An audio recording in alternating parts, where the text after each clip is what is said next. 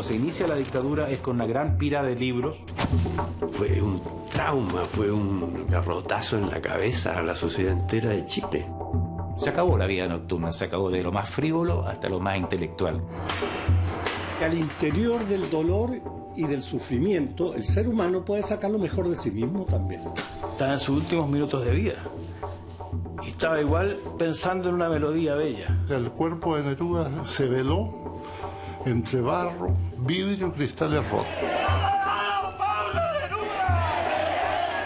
El arte es destruido porque constituye una visión del mundo desde un punto de vista humano, porque ese punto de vista humano no era tragable por una junta militar. No hemos luchado por nosotros, hemos luchado por nuestros hijos. Censura de golpe. Hoy un nuevo capítulo de Chile en Llamas.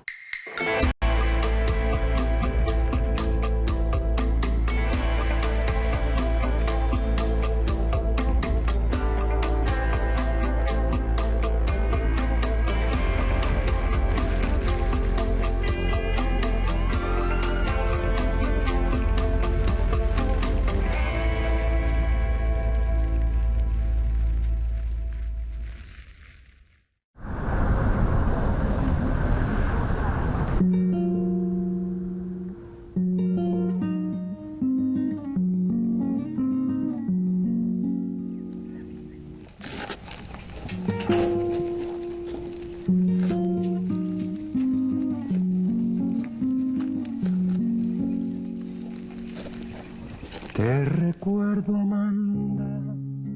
No hay hecho que represente más dolorosamente la censura y la persecución a los artistas que el asesinato de Víctor Jara. En 1973, la dictadura quiso hacer desaparecer su cadáver y enterrarlo como NN en una fosa común, pero un valiente funcionario del registro civil, llamado Héctor Herrera, lo reconoció entre los cientos de cuerpos que repletaban la morgue de Santiago. Arriesgando su vida, fue hasta la casa de Joan Jara, mujer de Víctor, para ponerla en aviso. Gracias a la valentía de muchas personas se pudo rescatar este cuerpo. Y yo creo que esa valentía es lo que salvó a mi papá de ser otro desaparecido más. Fue un funeral al que asistieron 3 personas. Joan, el muchacho que desde la morgue le avisó que Víctor estaba ahí, y un amigo que financió un ataúd. Fui yo con un amigo de este joven que había hecho este gesto tremendamente valiente, que llevamos el cuerpo de Víctor al final, al módulo México, al final del cementerio. Era clandestino porque, digamos, los cuerpos que se quedaran ahí, que quedaran 3 días, y si no fueran reclamados, llevaban una fosa común. Yo creo que la gran mayoría de esos cuerpos terminaron siendo desaparecidos.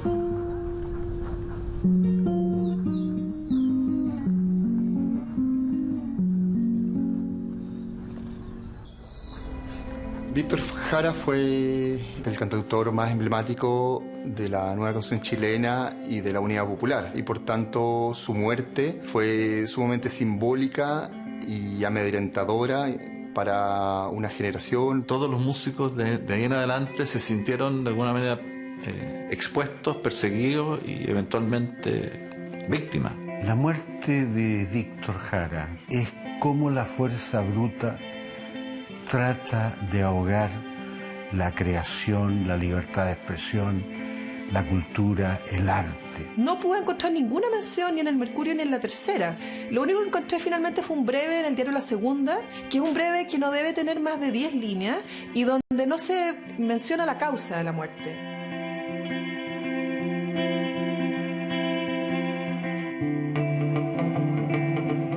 Con mi hermana nos enterramos al Víctor. Nunca tuvimos ese rito. No lo pusimos en el cajón y no lo llevamos al cementerio. Y nos hacía falta. Yo decía, ¿por qué no hacemos un funeral chiquitito nosotros? No. Si el Víctor es de todo.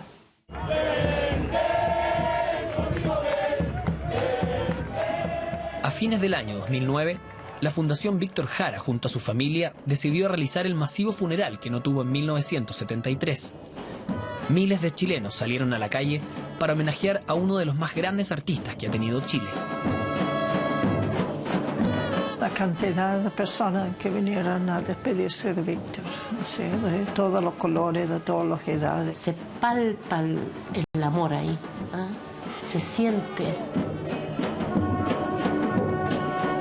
Pensando que la dictadura fue tan sistemática en eliminar todo rasgo de cultura que tuviera que ver con identidad, con verdad, con poesía, con profundidad, pensar que su obra sobrevivió a todo aquello tiene que ver con el trabajo y el amor popular. Hoy su cuerpo destrozado por la tortura y el metal volverá a la tierra en el enorme amor que su pueblo y el mundo le han expresado. Y este extraño funeral de Víctor es un acto de amor y duelo por todos nuestros muertos.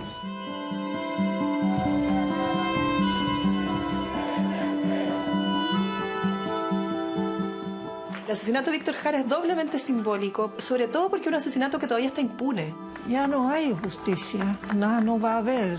Y eso es tremendamente importante para que la historia se escribe con la verdad y no con la mentira. Si no hay justicia, está el amor de su pueblo por Víctor. La muerte de Víctor Jara marcó el inicio de la persecución más brutal que ha vivido el mundo de la cultura en nuestro país.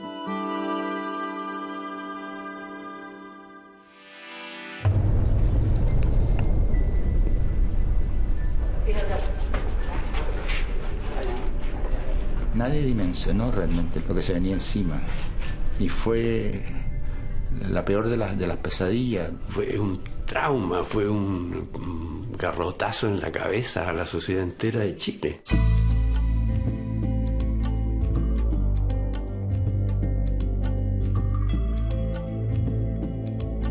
Una vez ocurrido el golpe, hay una ocupación militar de todo el país prácticamente en las primeras 24 horas. No había información aparte de la radio de las Fuerzas Armadas, y que las otras habían sido bombardeadas las antenas, entonces eran bando 1, bando 2, bando, puros bandos. Bando número 1 de la Junta de Gobierno Militar.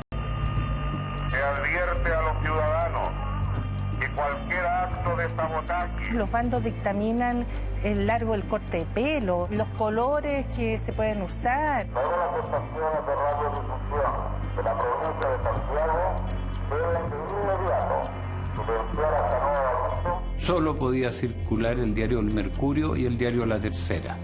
Todos los demás estaban prohibidos. No respetan nada en el fondo. Ellos creen que es posible destruir un país para comenzar de cero. No hemos luchado por nosotros. Ustedes no han luchado por ustedes. Hemos luchado por nuestros hijos.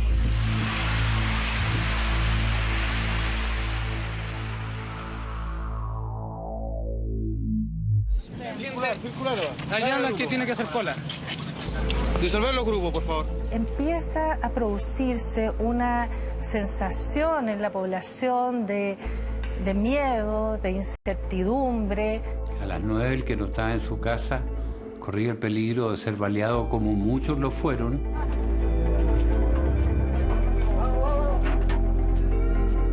Se acabó la vida nocturna, se acabó de lo más frívolo hasta lo más intelectual. Se instala un juez militar en la Escuela de Teatro de la Universidad de Chile, un fiscal militar.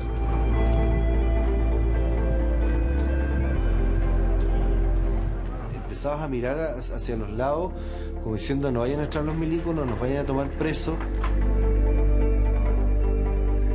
Unas veces con susto, otras veces no, a veces el susto era terror. Mucha gente quemó sus libros, los escondió, los llevó a iglesias. Rompiendo, deshaciéndose, enterrando discotecas o bibliotecas enteras por el miedo de los allanamientos. Como se inicia la dictadura es con una gran pira de libros abajo de las torres de San Borja.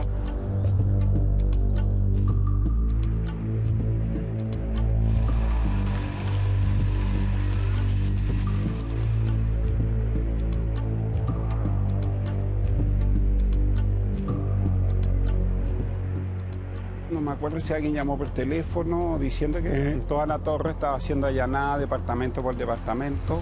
Bueno, ahí empezaron a golpear la puerta primero fuerte, pues a patearla, y ahí entraron, no me acuerdo, como 5 cabros militares, jóvenes, muy violentos. Y bueno, nos pusieron en una pieza, a mí me llevaron al living del departamento donde yo tenía mis libros, y ahí ellos en unas cosas así como unas bandejas iban echando los libros que sacaron. De mi biblioteca la verdad sacaron mucho.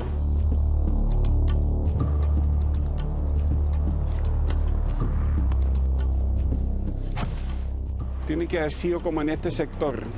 Se amontonaron muchos libros, la quema empezó de a poco. Y durante todo el día entonces esto fue alimentar este fuego, alimentar el fuego, y ya a medida que se iban quemando iban poniendo más.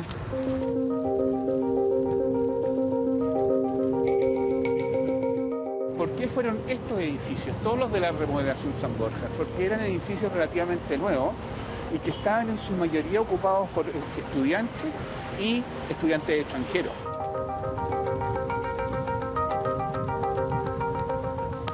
Sacaron todos los libros que decía cubismo, porque decían que eso era de Cuba. Libros de arte, no sé por qué se ensañaron mucho con Dalí, con el surrealismo. Los libros de la serie roja, que era de los glóbulos rojos, resistencia material, que eran del ámbito de la construcción, de la ingeniería, y que tenían todas unas palabritas así, que podían ser mal interpretadas.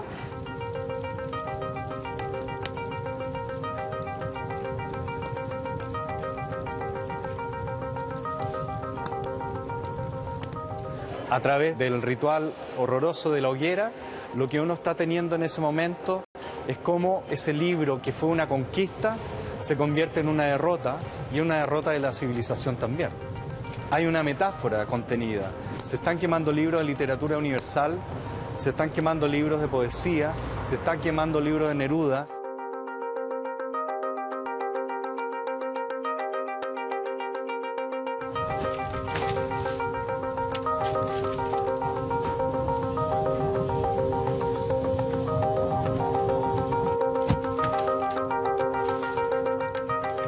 La verdad que fue con mucha violencia, porque los libros los sacaban con mucha rabia, como que si los libros pudieran contener la semilla de todo lo que nosotros quisimos, amamos en esos años, que sobre todo era la cultura.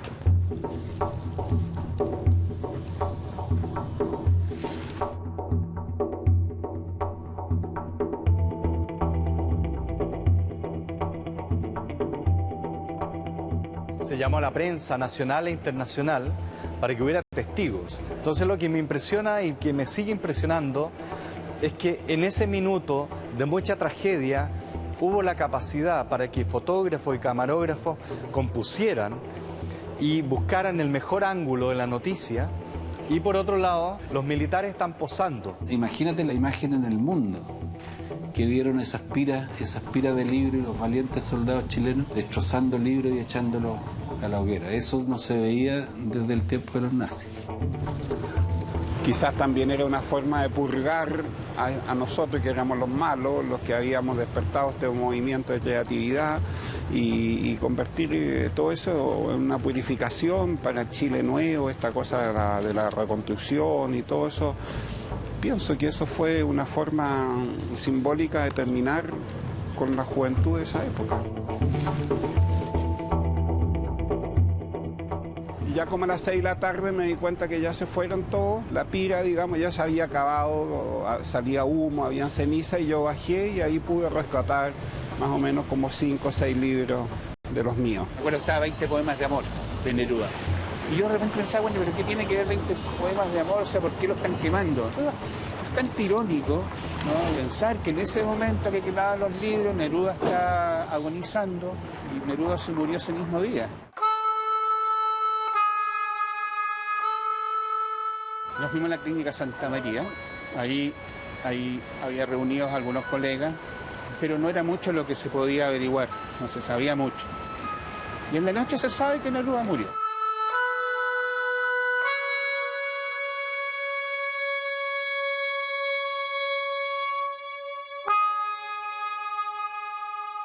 Este livro conta em três etapas a história minha lá em Santiago, no golpe militar. Fui, ele me recebeu muito bem, disse, olha, senhor Evandro, o poeta está aqui, mas eu não deixo vê-lo porque eu não confio em jornalista. Essa Leica M3 é a câmera que eu usei para documentar a morte do Neruda. E ele disse, olha, eu estava com a câmera escondida. De repente, uma porta se abriu lá e eu entrei, sei lá, quando eu entro é a porta onde estava o corpo do Neruda lá com Dona Matilde, que foi uma fração de segundo.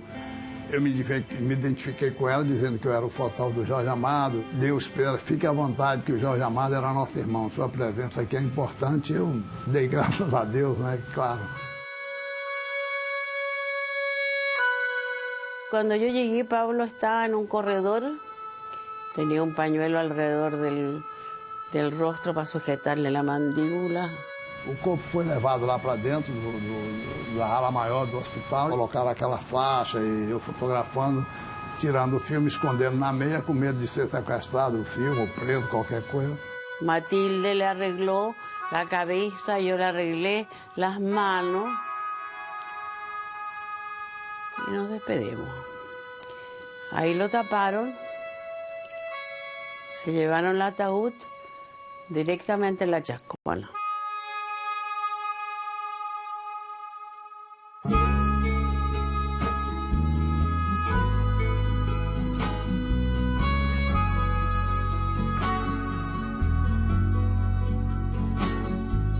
En este momento estamos en casa de Pablo Neruda, en Santiago. Soy una sobrina de él, me llamo Sandra Solimano. Todo esto en este momento está destruido, totalmente destruido. No respetaron absolutamente nada, ni siquiera la cascada que caía por el cerro como debía ser. La desviaron y la casa se inundó. Los libros están destruidos, los cuadros también. Triste de encontrar a casa destruída com aquele lago, aquela coisa que eles destruíram a represa para ninguém entrar. Foi uma coisa de propósito terrível. Aí nós construímos uma ponte, pegamos tábua, madeira ali, eu fotografando. Es como arrasar con las cosas, destruir el símbolo, la carga simbólica que tenía Neruda. Y Matilde insistió en que se velara acá para que se supiera lo que estaba pasando en Chile. Le dije, la chascona está destruida, no hay ningún vidrio entero. Subir a Pablo va a ser una odisea. Aidita me dijo, ¿no crees tú que mientras más mal esté la chascona, mejor va a estar Pablo? Yo nunca había oído una respuesta más inteligente, más política y más racional. El cuerpo de Neruda se veló entre barro, vidrio y cristales rotos. Esa es la verdad.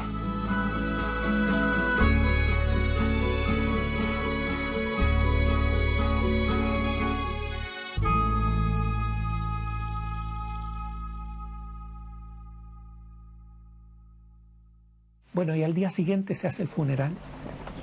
Y es un funeral que parte de acá hacia el cementerio general y por el camino se va sumando gente.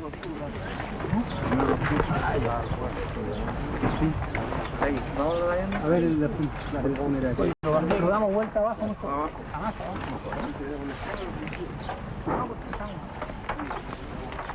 No dia seguinte, nós saímos para o cemitério já com a bandeira do Chile em cima do caixão, na mesma ponte construída por nós e no mesmo lago. Foi um momento terrível, até o cemitério, os militares cercando.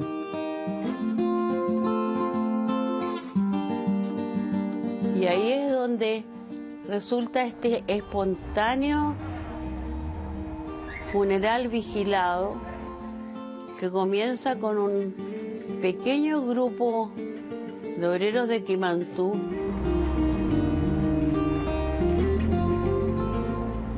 Yo me concentré más en mirar a la gente que fotografiar el evento como un funeral.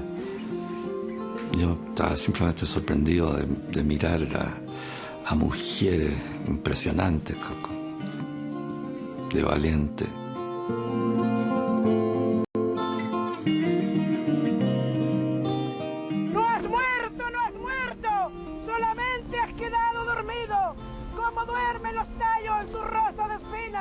A ese funeral fue el viejo crítico de derecha de Chile que era el Alone, Hernán Díaz Arrieta. Era un derechista o era un conservador o era un liberal quizá, pero él había participado en todos los comienzos de Neruda.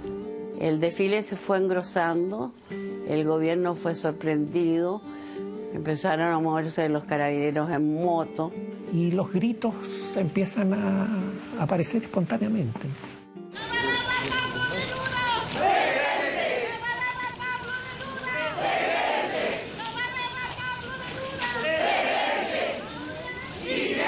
Que alguien gritara Pablo Neruda presente, de repente todo el mundo, claro, se unió a eso.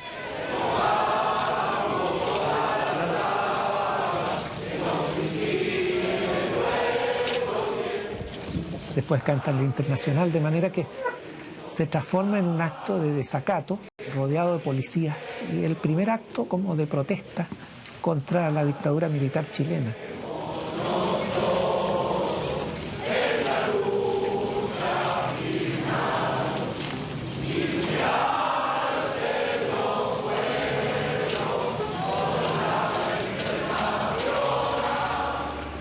Y ahí me cagué de susto.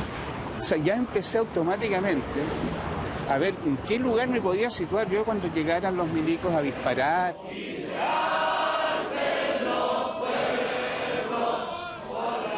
Frente al cementerio general, ese mar de gente ya fue un coro potente. Y ahí no solo se cantó, se sollozó la Internacional.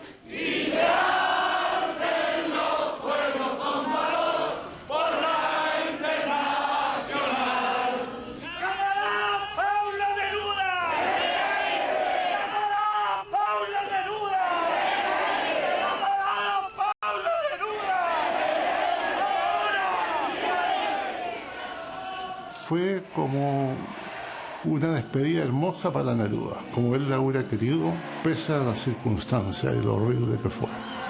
¡Pablo Neruda! ¡Presente! ¡Compañero Salvador Allende! ¡Presente! ¡Compañero Víctor Jara! ¡Presente! Fue el momento más feroz de mi existencia. Había terminado una vida, había terminado la ilusión, y a nosotros se nos abría una incógnita, un abismo, con la pérdida de todo. Salvó la vida. Vuelvo a la casa. Está silenciosa. Me parece que esta casa ya no cantará nunca más. Entro a la oficina. Esto me distrajo y a la vez vi con espanto cuánto trabajo tendría. Sobre todo, comenzaron a quemarme las manos las memorias. ¿Cómo saldrían de Chile? ¿Con quién darle forma a este libro? Matilde decide ir a terminarlo con la ayuda de un amigo de Neruda y amigo de ella, que es Miguel Otero Silva. Le faltaba como la edición, como ordenar. Llamé a la Embajada de México. Muy pronto se hizo presente un secretario, a quien conté que debería sacar una fotocopia del libro. Al llegar al hotel me dicen que alguien me espera. Es el secretario de la Embajada de México, quien me trae la fotocopia de las memorias. La embajada guardaría el original. Y las memorias se publican simultáneamente en América Latina. En Europa se transformó en un éxito de ventas. Llegó a estar primero en las listas de los libros más vendidos. Voy llegando a la aduana de Santiago con una valija y un paquete amarrado con cáñamo. Entraban a Chile los únicos ejemplares que en muchos años pudieron pasar por la aduana. Estaba censurado. Matilde viaja a Buenos Aires y de allá se trae algunos ejemplares de la edición de Lozada, camuflados con una tapa falsa de un libro de Jorge Amado. Y es muy como impresionante ver esta manera en que los libros tenían que esconderse, cambiando sus tapas, cambiando su identidad, siendo andar clandestino.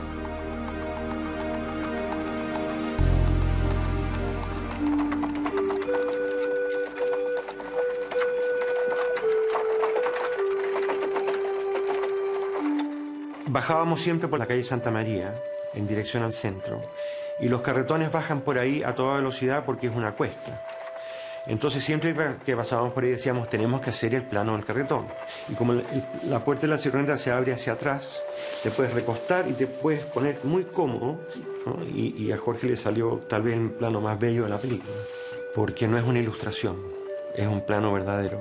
Es una metáfora, es el pueblo el que avanza, el que corre, el que vuela.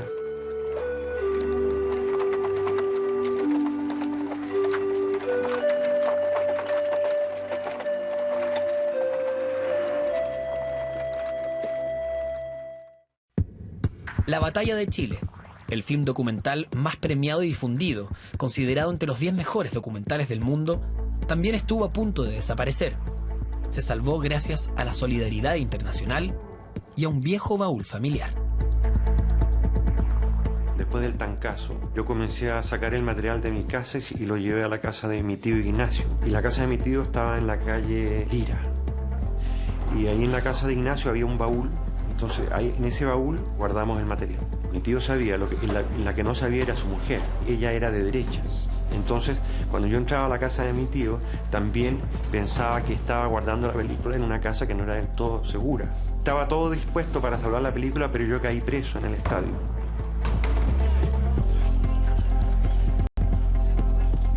En el salvataje de esa película hay varios protagonistas.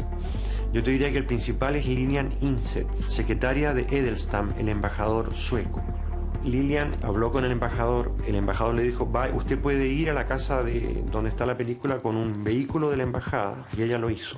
Mi tío sacó el baúl y lo colocó dentro de la furgoneta de la embajada y sortearon varios cordones policiales que no sospecharon nada. Mucho en el auto, ¿eh? Por favor.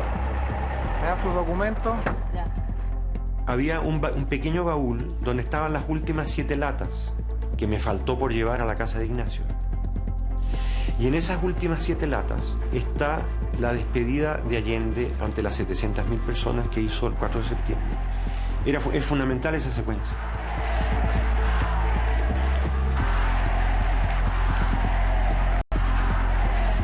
Allanaron mi casa, la allanaron 5 veces. Abrieron todo, revolvieron todo quedó desordenado, menos ese baúl. Esperamos a que se desembarcara los cajones que traía el barco, traía muchas cosas. Y fuimos al Svenska Film Institute a hablar con el director y el director nos dijo, en efecto, me ha llegado un material que es de ustedes.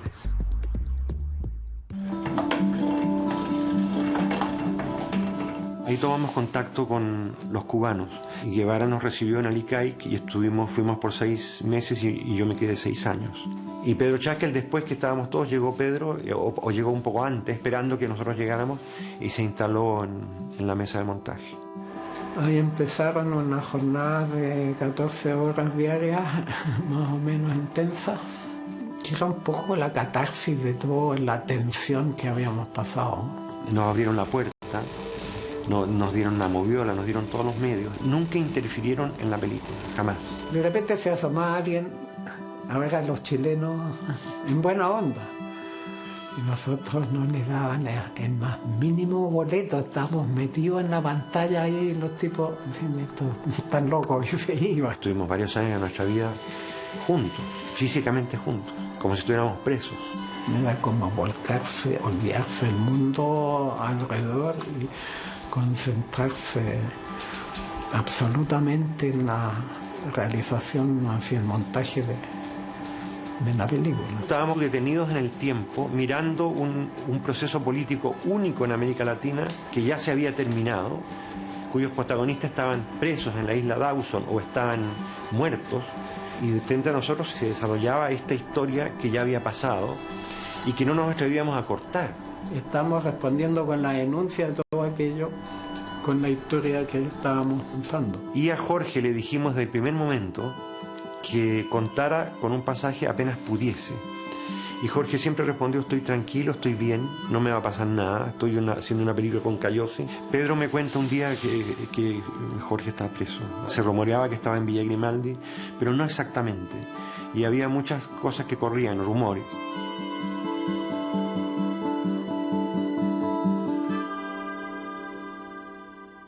Era impresionante con la cámara. La verdad es que la batalla de Chile no sería lo mismo con otro camarógrafo. La batalla de Chile, por ejemplo, uno se da cuenta que ahí está filmando documental, no está preparando las tomas, ¿no? Y en cambio, con la cámara va narrando y va haciendo foco justo, preciso, una cosa sorprendente. Realmente la pérdida de Jorge en términos de profesional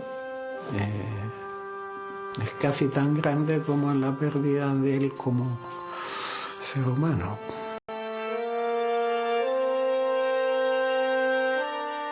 La muerte de ellos es tanto la muerte física de ellos, con lo tremendo que eso significa, sino que también un mensaje para todos los que estábamos en esto, de exterminio de las ideas. Carmen fue la script de La Sombra del Sol y Jorge era el camarógrafo. Empezaron a pololear, a andar juntos, junto con La Sombra del Sol, junto con la filmación. A La Sombra del Sol, que se realiza y se estrena en el año 74, ¿no? Que es una película que está cruzada por la fractura del golpe de Estado. Es una película además que metafóricamente trata el tema de la violencia contra una comunidad y de cómo esta comunidad toma la justicia en sus manos. El estreno de La Sombra del Sol fue el día 29 de noviembre de 1974. Estuvimos todo el día con Pablo y con Jorge preparando la proyección en el Cine Las Condes y nos separamos tipo 3 de la tarde porque el estreno era a las 7. Y llegamos al estreno y mientras conversábamos, qué sé yo, nos pusimos de acuerdo en que no íbamos a volver a la casa esa noche, porque estaba demasiado peligroso. Nos informamos que andábamos todos con media rara, gente rara detrás de nosotros. Entonces terminó la película y de hecho no debe haberse quedado nadie más de 5 minutos después. Para mí fue muy feroz porque yo tenía una reunión con él, lo que en esos tiempos se llamaban los puntos de contacto, en una esquina que estaba en Tobalá con Bilbao. Y no llegó Jorge ni Carmen. Tuvieron la mala cueva de ser identificados en un momento en la calle por una soplona. Y ese fue el momento en que nos dimos cuenta que habían detenido a Jorge y a Carmen, que los había detenido, en esa época era la DINA. Los vieron en un paradero, una camioneta con esta delatora, y se los llevaron. Y esa fue la última vez que vi a Jorge y a Carmen. Ahí se los llevaron, hasta el día de hoy.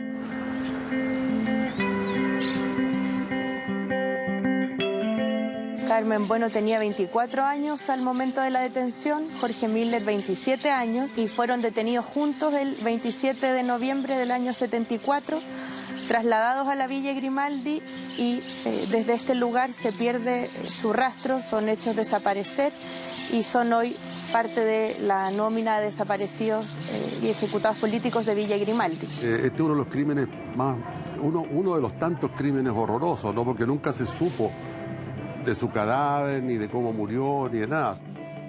Una parte no resuelta, yo digo, de todos nosotros los cineastas, como generación y como gremio, es algo que no está resuelto.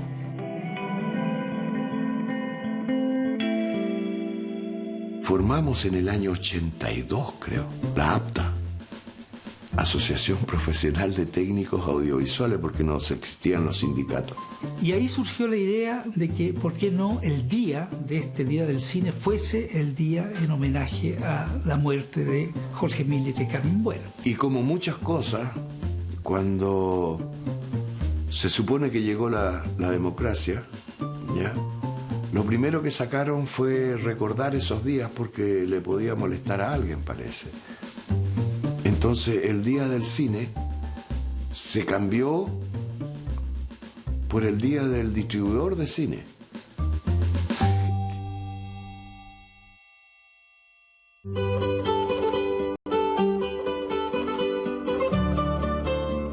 El exilio fue otra forma de censura para cientos de artistas que durante más de una década no pudieron regresar al país que prohibió sus obras.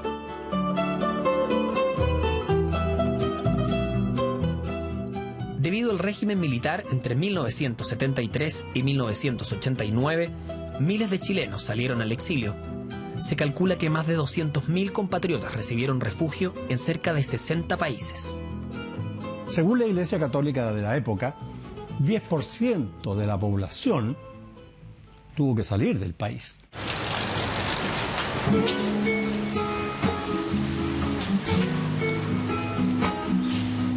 Se produce el exilio después de miles de muertos, miles de personas encarceladas, torturadas. Fue un periodo de una especie de pesadilla en el que estaba atravesada por el drama, el dolor. Para nosotros, inmediatamente después del golpe, surge esta incógnita de tener que resolver dónde vivir, digamos. Al poco tiempo nos quitaron los pasaportes. Muchos chilenos que tenían hasta ese momento un pasaporte que se les había dado en el momento de la expulsión, que tenía o una letra L, que significaba que no podía ocuparlo para ingresar a Chile, porque estaba en unas listas que dice que ese pasaporte se entrega para circular por todos los países del mundo, menos ingresar a Chile. Y si yo pienso, ¿cómo yo no vuelvo más a Santiago? Y mi mujer está allá, y mi hijo, y mis cosas, y mis libros, y mi mueble, y mi carrera, porque yo trabajaba, tenía un trabajo, y era profesional, y todo eso, ¡paf!, desaparece. Había que vivir, digamos, había que vivir incluso pensando en no poder volver nunca a Chile. Comenzamos a discutir entre nosotros, es ridículo, pero así fue.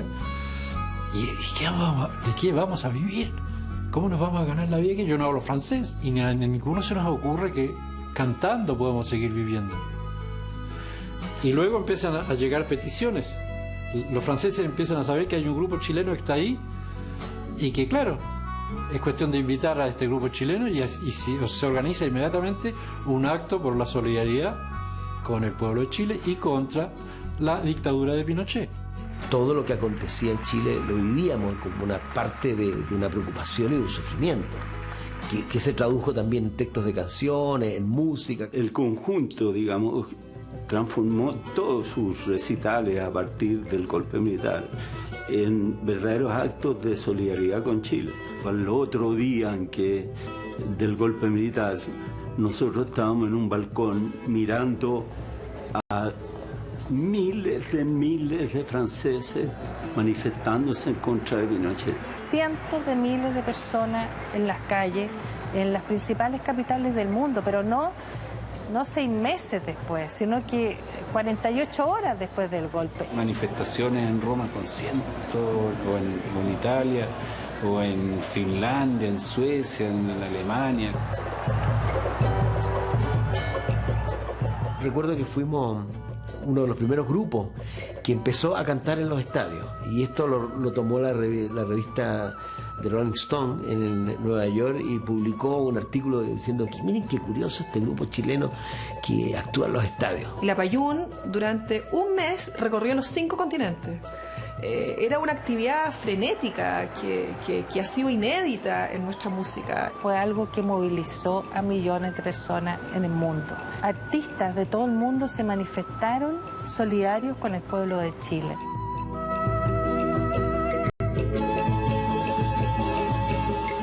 Ellos consiguen mostrar la cultura chilena, la música chilena y el drama de la dictadura chilena también en puntos completamente impensados. Son finalmente los verdaderos embajadores culturales de esa época.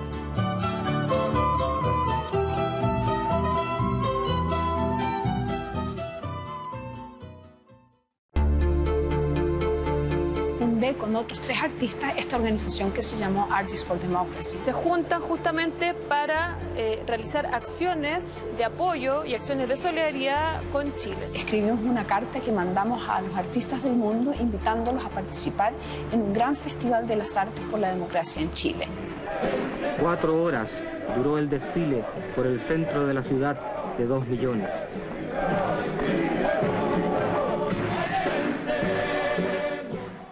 Personas se reunieron en Trafalgar Square para protestar contra el golpe militar en septiembre de 1974.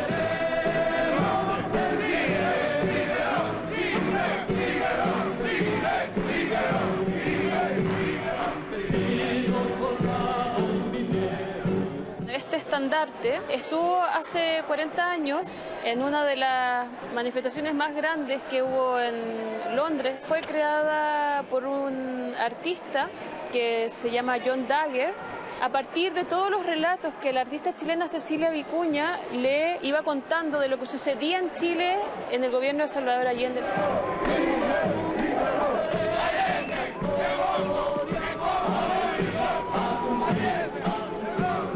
Y claro, sucedían hechos notables, como miles de personas en Inglaterra, en la Plaza Trafalgar en Londres, donde estas cosas no suelen suceder. Vinieron los artistas, vino toda la gente que se sentía conmovida por la destrucción de los derechos humanos y de los derechos democráticos del pueblo de Chile.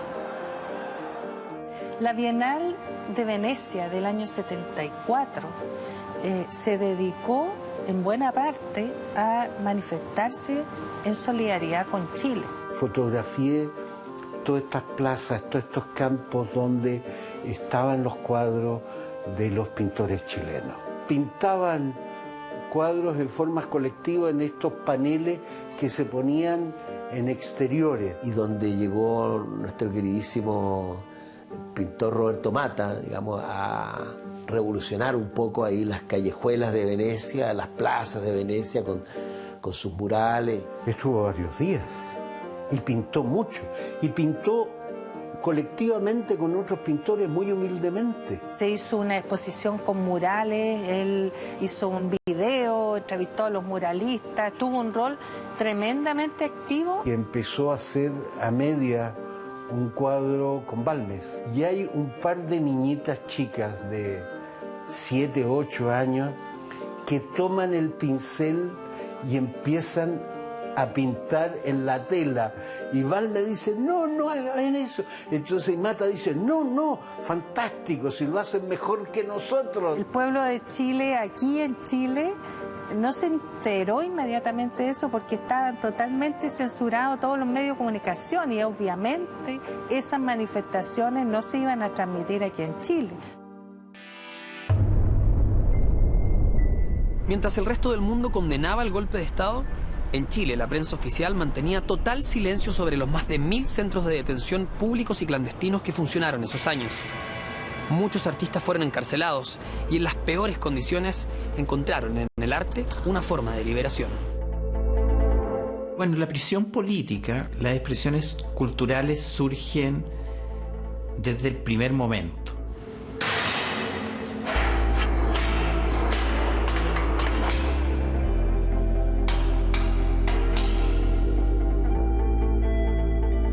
Para un artista, situaciones límite, suena duro decirlo, son bastante estimulantes, digamos. En el Estadio Nacional se escribieron poemas que pudieron salvarse gracias a veces a la colaboración o de soldados, o del jardinero, o de distinta gente. Fuimos muy estimulados por toda esta brutalidad y sentíamos una necesidad de hacer un arte de protesta, de cómo fuera, digamos, sacar nuestra voz, digamos. Al interior del dolor y del sufrimiento, el ser humano puede sacar lo mejor de sí mismo también. Tenía un sentido escribir poesía, tenía un sentido mostrar los poemas a la gente, así como lo tenía el cantar. Tuto, niña, deja de reír, tu risa despierta la flor del jardín. Cuando nos recibieron en Chacabuco fueron justamente las personas más maltratadas y humilladas delante de todos, ¿no? Entonces en ese momento Ángel Parra se prometió a sí mismo no cantar nunca en Chacabuco.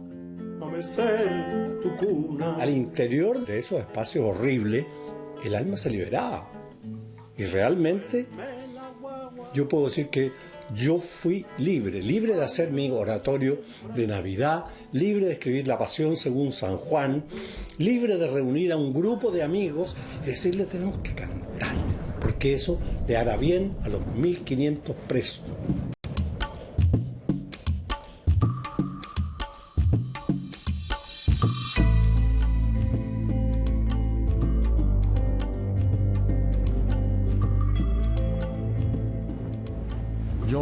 había hecho una promesa no volver a cantar hasta que no saliera Libertad.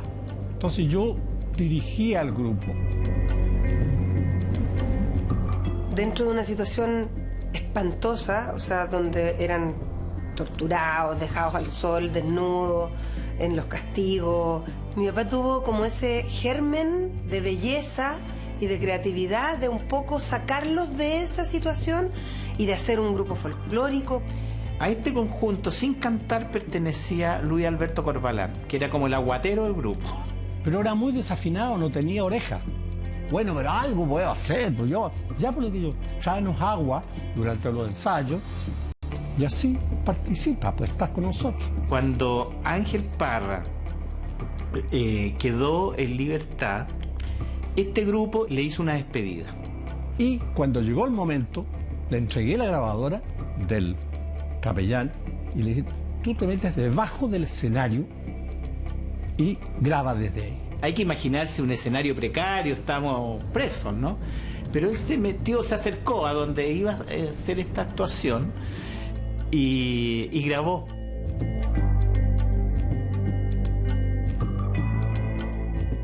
Lo que ustedes ven acá es uno de los discos más importantes desde el punto de vista de triunfo sobre la represión.